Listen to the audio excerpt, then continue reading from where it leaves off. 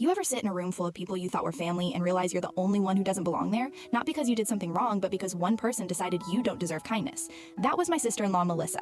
For 7 years, she made sure I never forgot that I was just the wife, never real family. Every Christmas, every birthday, every barbecue at my in-laws' house had the same pattern. Melissa would walk in late, heels clicking, arms full of glossy gift bags smelling like expensive perfume and drama. She'd hand gifts to my husband, to his parents, to his cousins, even to the neighbor's kid who barely showed up, and then she'd skip me like I was empty space. At first, I told myself it was a misunderstanding. The first year, I thought maybe she forgot. The second year, I thought maybe money was tight. By the fourth year, it was a tradition. Everyone would clap and laugh as people opened presents, and I would sit on the same couch, hands folded, a frozen smile on my face, pretending it didn't burn. Once, her 5-year-old son looked at me and whispered, "Aunt Lily, why don't you get presents?" Before I could answer, Melissa laughed and said, "Sometimes people don't earn gifts, sweetie. They just show up." Everybody went quiet for a second, then someone changed the subject and the night moved on, but my face stayed hot for hours. It wasn't just gifts. If I brought a dish, she'd accidentally forget to put it on the table. If I tried to join a conversation, she'd turn her back and start a new one. One Thanksgiving, my mother-in-law complimented my pumpkin pie, and Melissa said, loud enough for the whole table to hear,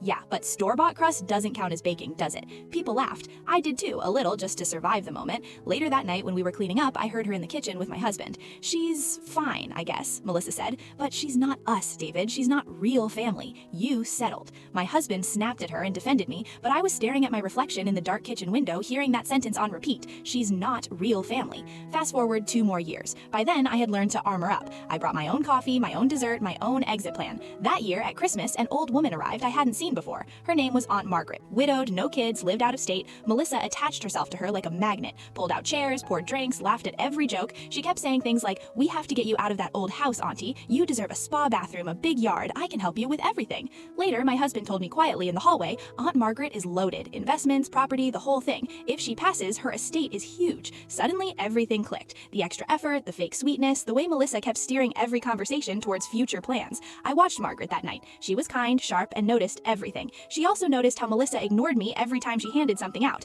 At the end of the night, Margaret came to the kitchen where I was washing dishes alone. She dried a plate, stood next to me, and said, "You know, dear, being excluded says more about the person doing it than the person being left out." I laughed awkwardly. "I'm used to it," I said. She shook her head. "Don't ever get used to being disrespected." After that holiday, Margaret started inviting us over for tea. Except most of the time she asked for only me. "I want to get to know you," she'd say on the phone, without the noise. We'd sit at her small kitchen table. She'd tell me stories about traveling in her 20s, losing her husband, starting over. She